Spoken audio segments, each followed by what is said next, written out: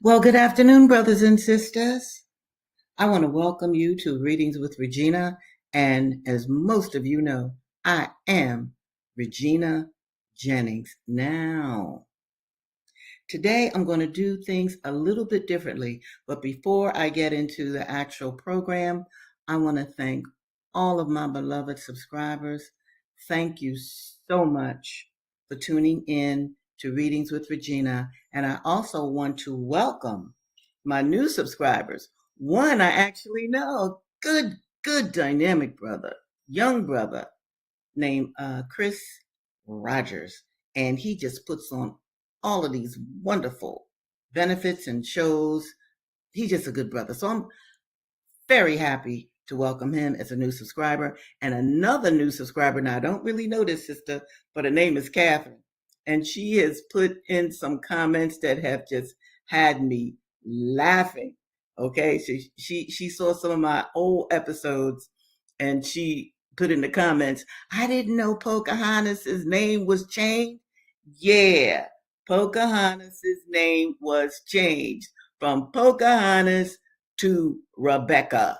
And I want you all to think about what that means. I want you to think of a renaming of a person and how that would affect the personality. Now, chat. Like I said, I guess last week, I think it was. Anyway, this is the month of May. That means it is the month of Malcolm X. No question about it. He was born on May 19th, 1925. And since this is his month, I want you to think about his mother, Louise Little, because she was about to give birth. Okay. This is what, May 6th? Well, she only has a couple more weeks. And all of you sisters out there who've ever given birth, you know what that sister was feeling at this time. But this is exceedingly important when we think about Malcolm X and any other birth. But we're concentrating on Malcolm because he was such a great gift to the Black community. You see, how and when you come to this planet means something. And I want you all to be thinking about that as well. How and when you come to the planet, it absolutely means something. It is a correlation between you coming out of your mother's body onto this plane of existence. And see, if you want to even take it further, how did you even get to be in your mother's body? All of this is spiritual. All of this is godlike. All of this is the kind of stuff that I want you all to be thinking about. Now, what I'm going to do now, I'm going to show you some of the books on Malcolm X just before I get into the actual meat of this program. This is exceedingly important. So, look, if you haven't read Malcolm, read him. Read him. And I want you to read mostly his speeches. Read his speeches. Read the words that he had to say himself. And let me tell you why that is so important. It's very important because there have been new wave writers writing about Malcolm in a manner in which Malcolm himself and his family may or may not appreciate. So it's important for you to actually educate yourself on what Malcolm himself said. Also, you see this edition of Malcolm X Speaks? That's one of the editions that I want you to get. And I'm going to tell you why. I'm going to show you another one. All right, Malcolm X, The End of White Supremacy. Hey, I want you to get that book as well. Why? Because I know these authors of this book. Benjamin Kareem. Benjamin Kareem walked with Malcolm, talked with Malcolm, ate at Malcolm and Betty Shabazz's home. This is the kind of editor, I'll say, that you need to purchase. Okay? And let me tell you why. Him too. Malcolm X speaks. Malcolm X speaks with Benjamin Kareem or just Malcolm X speak. This is key.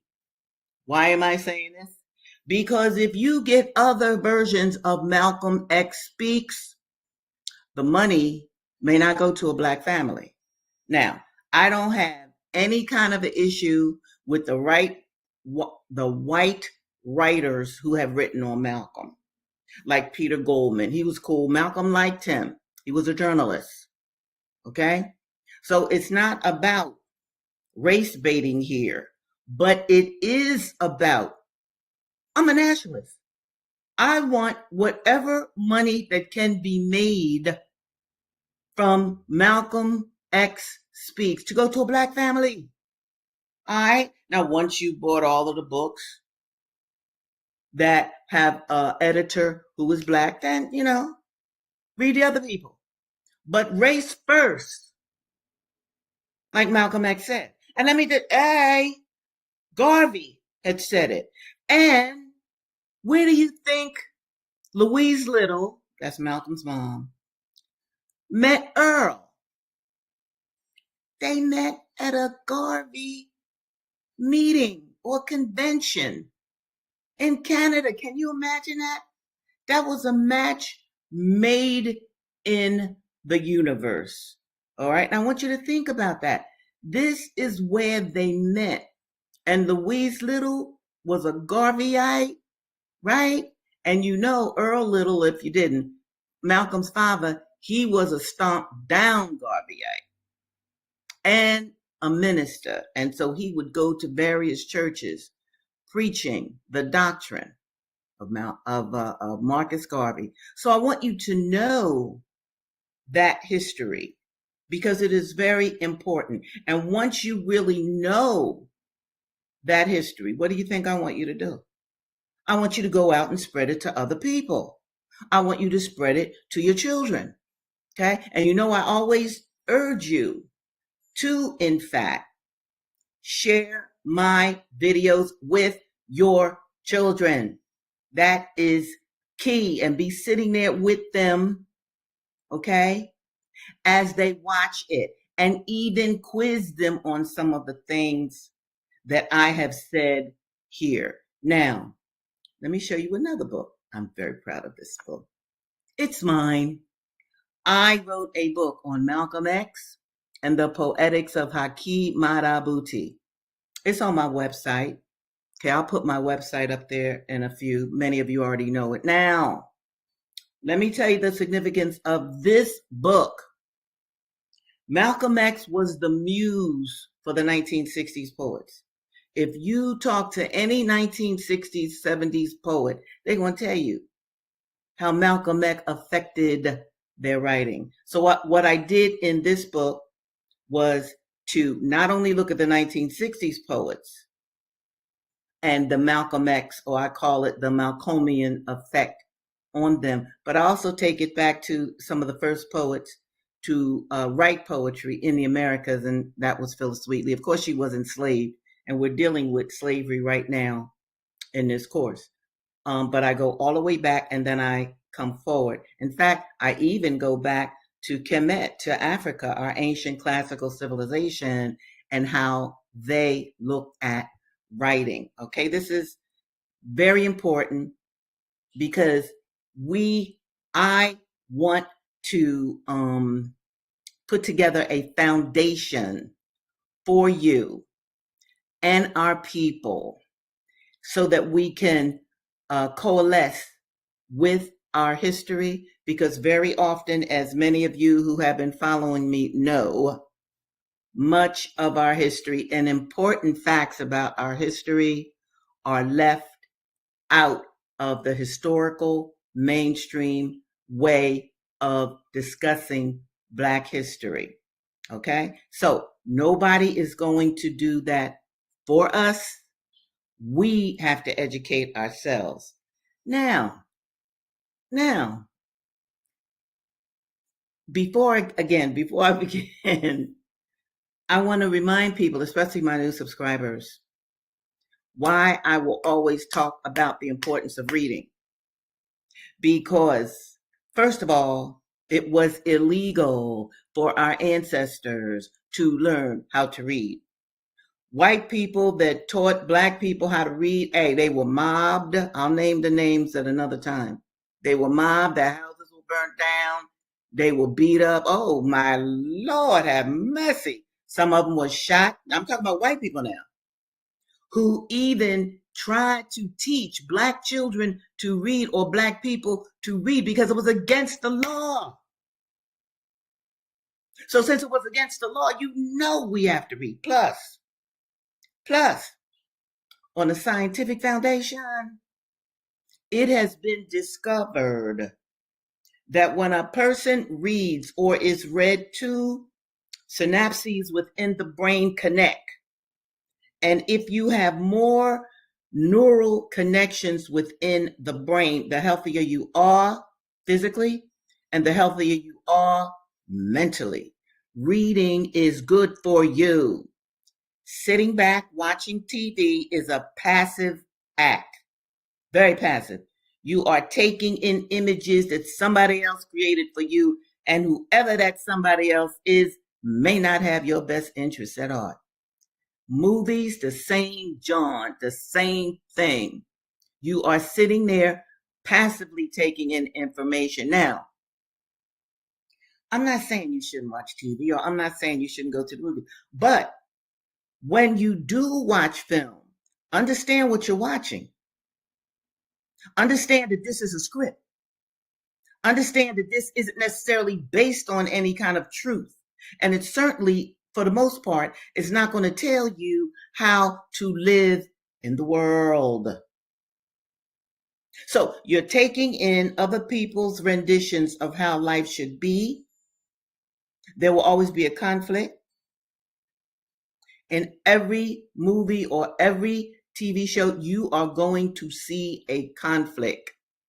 I have taken advanced creative writing when I was in the university as a student. And that was one of the first things that I learned. And I was like, whoa, that is pretty deep. Yes. So what I want to do here with you on readings with Regina, I want to focus on important issues and facts that I think my people should know, because I know that these facts just enlivened me when I first discovered them. And just like Catherine wrote in one of my episodes that she didn't know that Pocahontas' name was changed to Rebecca. Dig. I didn't know it was changed to Rebecca until I did some research and what that means. And Catherine, I mean, is that an African name? I don't think so. Regina, absolutely not. That's Spanish. Can you dig it? So we have been changed as a people. And one of the things I want to do is to bring us back to a foundation so we could build from that. Now, I'm going to keep talking, but this is what I want to say to you. I need y'all's help right now. Yes, I do. You know what I want? I want especially my subscribers that have been with me for a while, and even the new ones, if you care to. I want you to write in the comments, what have you learned from Readings with Regina? Now, there is no wrong answer, so don't get, a little excited. You have learned a few things. I know that you have. And as a teacher, I also know this. If you don't go over what you have learned, you can lose it. I mean, it's just like, playing an instrument. If you don't practice that, right, then you're never going to be good with your instrument, no matter what it is. You've got to practice it. And this is how you learn how to read music, and this is how you learn another language, and this is how you learn any skill. So what I want from you today, now, as a matter of fact, just give me a few words about what you've learned in this series, Readings with Regina. Now I'm going to give you time to write. And I'm going to keep talking, but that's what I want from you. That will help me immensely. And even more important, it'll help you. Now, while you're pulling yourself together, figuring out, well, what have I learned? What can I say? I'm going to show you some of the books that we have gone over in readings with Regina to help you remember. Remember this book? Murder Incorporated, Empire, Genocide, Manifest Destiny by Mumia Abu-Jamal and Stephen Victoria.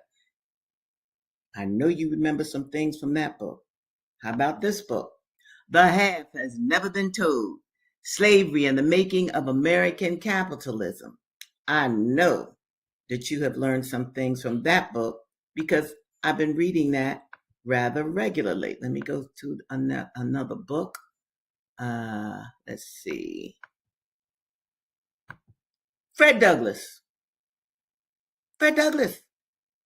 I know you've learned something from Fred Douglass. I don't care what it is. Write it out. I'm waiting for your comments. And for those of you who aren't on this live stream, I mean, this goes for you too.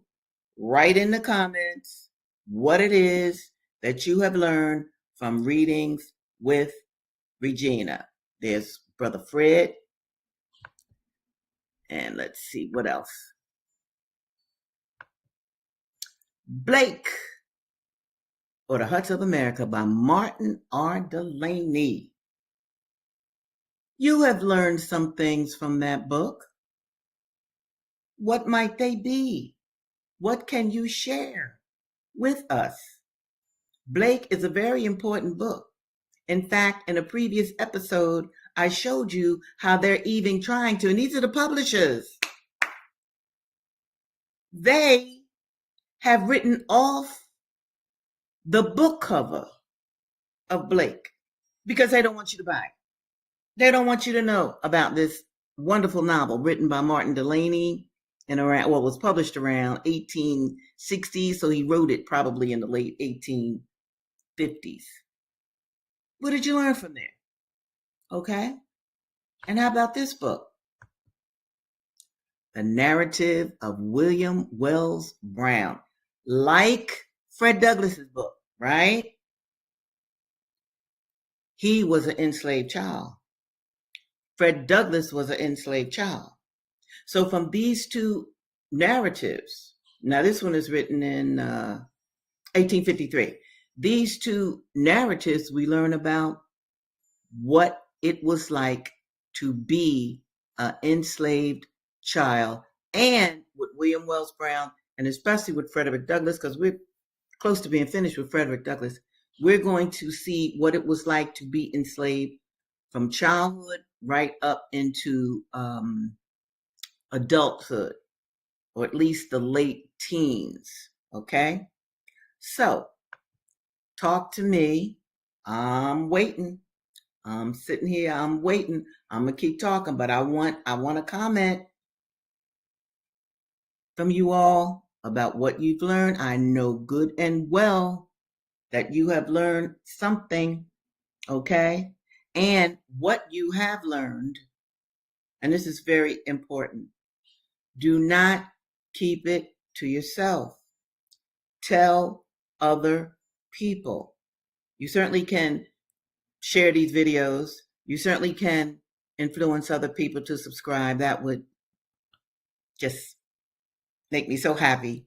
But either way, I don't want you to keep the information that I'm putting out to yourself. I don't want you to do that. And I also don't want you to just look at me like I'm a movie. All right. Okay. I really want, when I read to you, I want you to listen. Some of you might even want to take notes. And let me tell you why. Good Lord. Understand that I have been a university professor. That means that there were people who had to pay thousands of dollars to come and study with Dr. Jennings. Oh, yes. I am giving you exactly what I would give to my beloved students. Only it's a little different. It's a little different, right? Because if this was a class, you'd you'd have to write a paper and you'd have to take quizzes.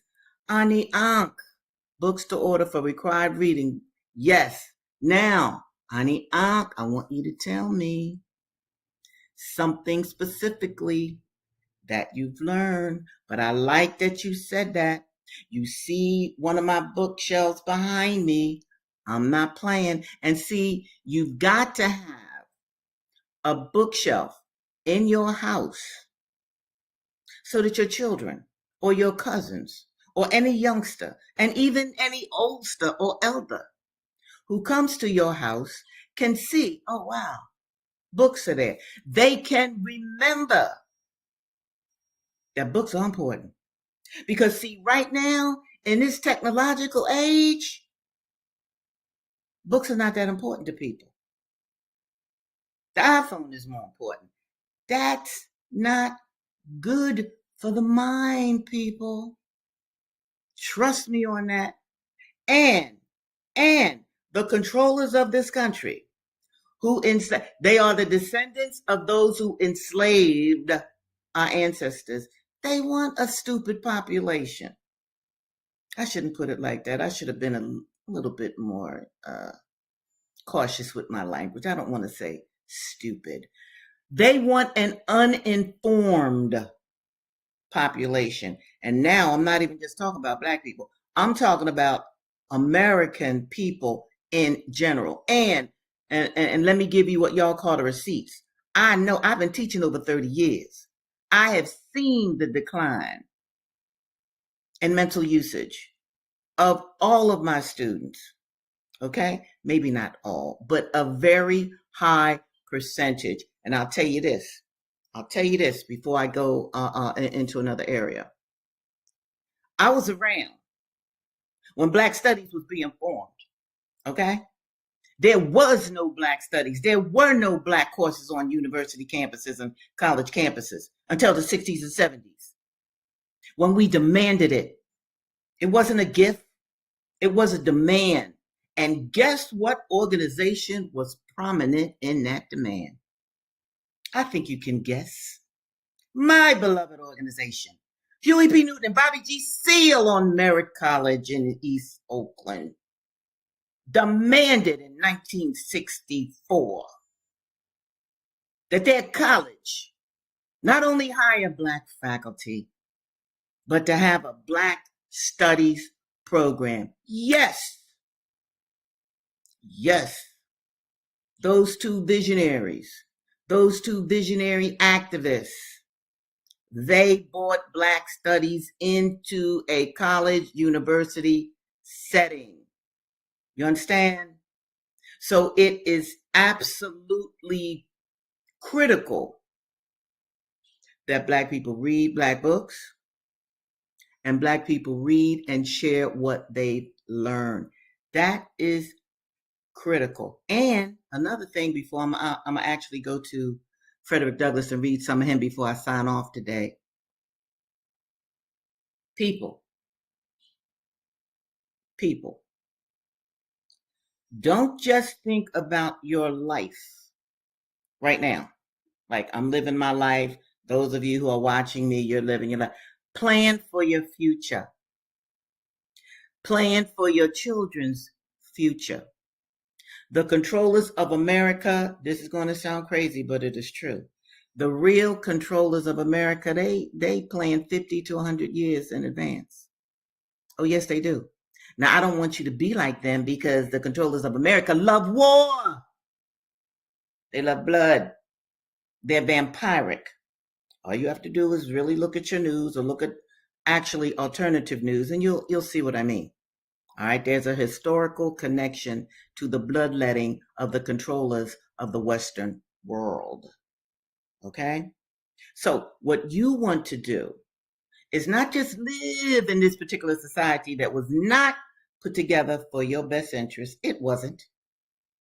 It was put together for other people's best interests, like the enslavers. Okay? Who owned and enslaved and then starved Frederick Douglass And his family, oh yes. Oh yes, let me put up another banner. I'm getting ready to read Fred. Now, I am very sorry that I didn't hear more from you about what you've learned, okay? But I still adore you. Yes, I do. And when you do think of something, if you come back to look at the replay, you can certainly write in the comments what you have learned so far from Readings with Regina. Now I'm going to quickly go to Fred before I sign off for today. Now, what has happened? Frederick Douglass's new master, because you know he's had several, Master Auld, Thomas Auld, is starving him and his sister and his aunt, and they're going out into the street picking up garbage off of pavements or roads just to eat. Now, Master Thomas Auld has also just gotten religious, and he's invited church people over to the house. And this is what Fred Douglass has to say. Mr. Samuel Harrison, a very rich slaveholder, emancipated his slaves, and by some means got the impression that he was laboring to effect the emancipation of all the slaves. When he was at our house, we were sure to be called in to prayers. When the others were there, we were sometimes called in and sometimes not. Mr. Cookman took more notice of us than either of the other ministers. He could not come among us without betraying his sympathy for us. And stupid as we were, we had the sagacity to see it.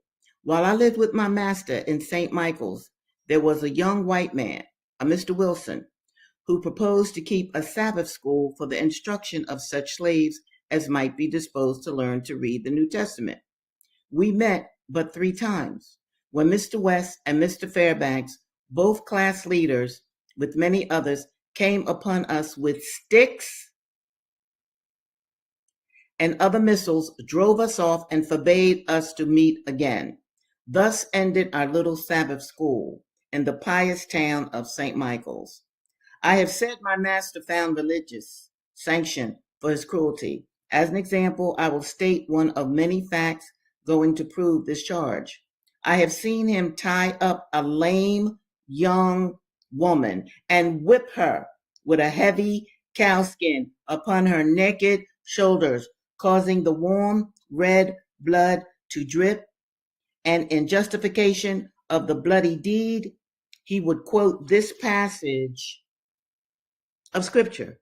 Quote, "He that knoweth the master's will and doeth it not shall be beaten with many stripes." End of quote. Master would keep this lacerated young woman tied up in this horrid situation 4 or 5 hours at a time. I have known him to tie her up early in the morning and whip her before breakfast, leave her, go to his store, return at dinner, and whip her again, cutting her in the places already made raw with his cruel lash. The secret of master's cruelty toward Henny, that was her name, is found in the fact of her being almost helpless. When quite a child, she fell into the fire and burned herself horribly. Her hands were so burnt that she never got the use of them. She could do very little but bear heavy burdens. She was to master a bill of expense, and as he was a mean man, she was a constant offense to him. He seemed desirous of getting the poor girl out of existence. He gave her away once to his sister. See how they did, moving slaves around in the family? But being a poor gift, she was not disposed to keep her. Finally, my benevolent master, to use his own words, quote, set her adrift to take care of herself, end of quote. Now, this is during slavery time. She could not take care of herself. Here was a recently converted man holding on upon the mother and at the same time turning out her helpless child. And he had a mother. He owned her mother. He didn't care about her mother. He didn't care about her relationship to her mother. The mother, what could the mother do? her child was set out. Master Thomas was one of the many pious slaveholders who had slaves for the very charitable purpose of taking care of them. My master and myself had quite a number of differences. He found me unsuitable to his purpose.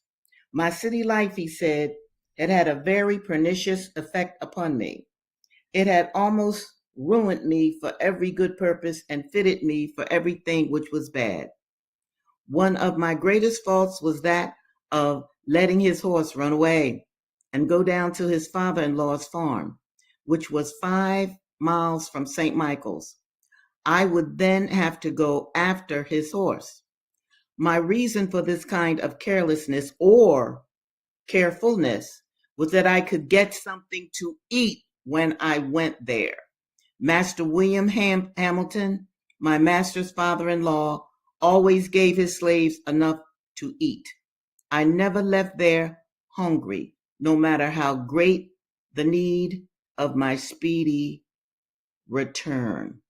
I'm going to stop there for today. But I got a real surprise about where this goes for Thursday. Okay?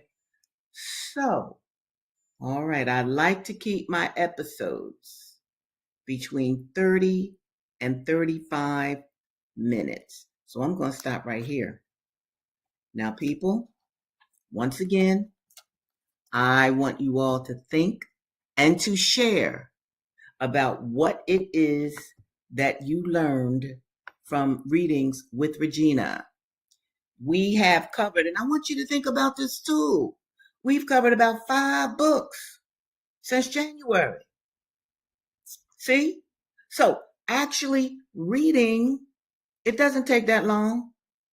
Okay? You go through the book, you allocate a certain amount of time every day, or at least 5 days a week, and you read. It's as simple as that. Because like I said, I want to remind you again, you have listened to me read 5 different books since January, when this program started, January 14th, 2025. So I want to make reading for you as pleasurable as possible, because I also know that when you read, you are enhancing your intellectualism. And this is what I want to do with my people while I am on this earth. All right. So, my dear brothers and sisters, as always, it is a joy to be with you. It has been a joy to be with you. And always know, because this is a fact and this is the truth, I pray for you and all my people every night and every morning. So, hold that thought. Know that you are wonderful, because you are. You wouldn't be on this planet if you weren't. And I will see you this Thursday. Same time, same place. And in the meantime, do really good works while you are on this planet. Take good care.